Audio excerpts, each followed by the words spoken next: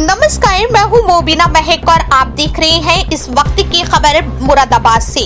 बिहार चुनाव परिणाम पर बोले सपा नेता डॉक्टर एसटी हसन, बीजेपी की जीत ईमानदारी से नहीं, माइक्रो मैनेजमेंट और दबाव की राजनीति से हुई।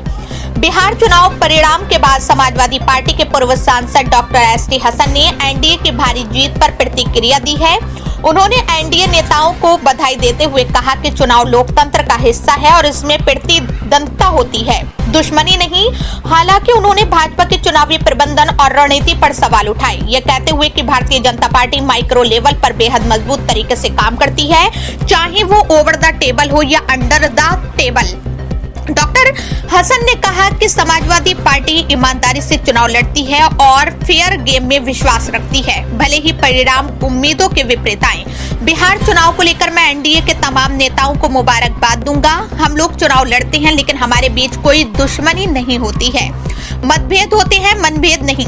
एनडीए कितनी बड़ी जीत हुई जिसकी ना तो आपको उम्मीद थी और ना हमें, इसलिए हम उन्हें मुबारकबाद देते हैं। समाजवादी पार्टी के पूर्व सांसद डॉक्टर एसटी हसन ने कहा कि भाजपा का माइक्रो लेवल का मैनेजमेंट, चाहे वो ओवर द टेबल हो या अंडर द टेबल, बहुत मजबूत होता है।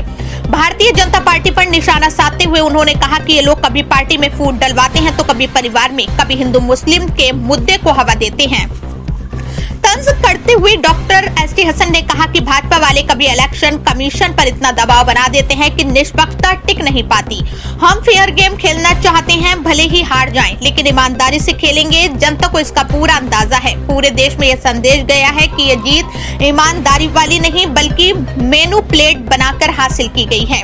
मुस्लिम लीडरशिप के प्रचार पर उन्होंने कहा कि जहां पर मुस्लिम और यादव बहुल इलाका था, वहां भी बीजेपी ने जीत हासिल की है, जबकि न मुसलमान बीजेपी को वोट देता है न यादव समुदाय।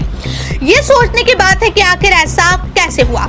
नीतीश कुमार पर सवाल उठाते हुए उन्होंने कहा कि नीतीश जी ने मुसलमानों को शायद ही कभी सम्मान दिया हो। सबको पता है कि नीतीश जी किसके सहयोगी बनकर आए हैं, वो आरजेडी से ही निकले हुए हैं।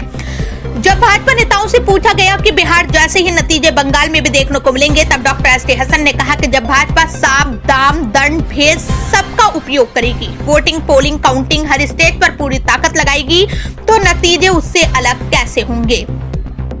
भाजपा देश की सबसे बड़ी पार्टी है और देश पर उसका असर है। बंगाल में भी यही रणनीति अपनाई जाएगी ताकि तृणमूल कांग्रेस को हराया जा सके। बिहार चुनाव में मुख्यमंत्री योगी आदित्यनाथ के प्रचार को लेकर डॉक्टर एसटी हसन ने कहा कि जहां योगी आदित्यनाथ प्रचार करते हैं वहां पर जीत होती है। जब उनसे पूछा गया कि समाजवादी पार्टी के राष्ट्रीय अध्यक्ष इस हार के लिए एसआईआर को जिम्मेदार मान रहे हैं, क्या वो भी ऐसा मानते हैं, डॉक्टर एसटी हसन ने कहा कि सबको पता है कि एक कमरे के अंदर 99 वोट पड़े हैं, सबको समझ आ गया होगा कि आखिर कैसे वोट पड़े।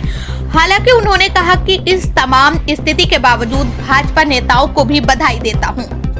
तो सब बिहार में एनडीए को कौन पर सीट मिलने जा रही है, क्या कहेंगे?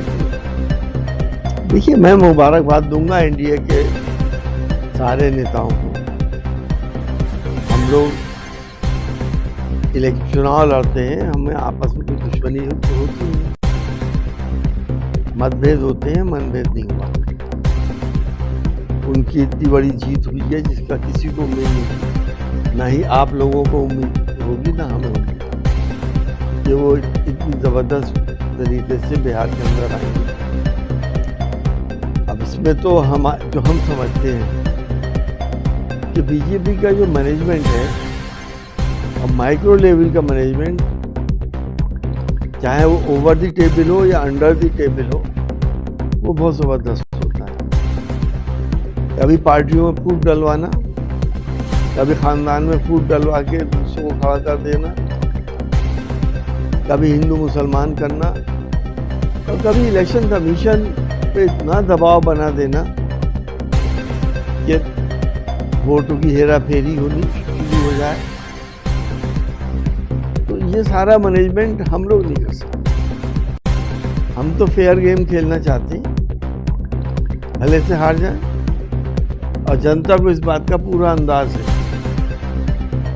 पूरे हिंदुस्तान में ये मैसेज है कि ये जीत ईमानदारी वाली जीत है, मैनिपुलेशन वाली जीत।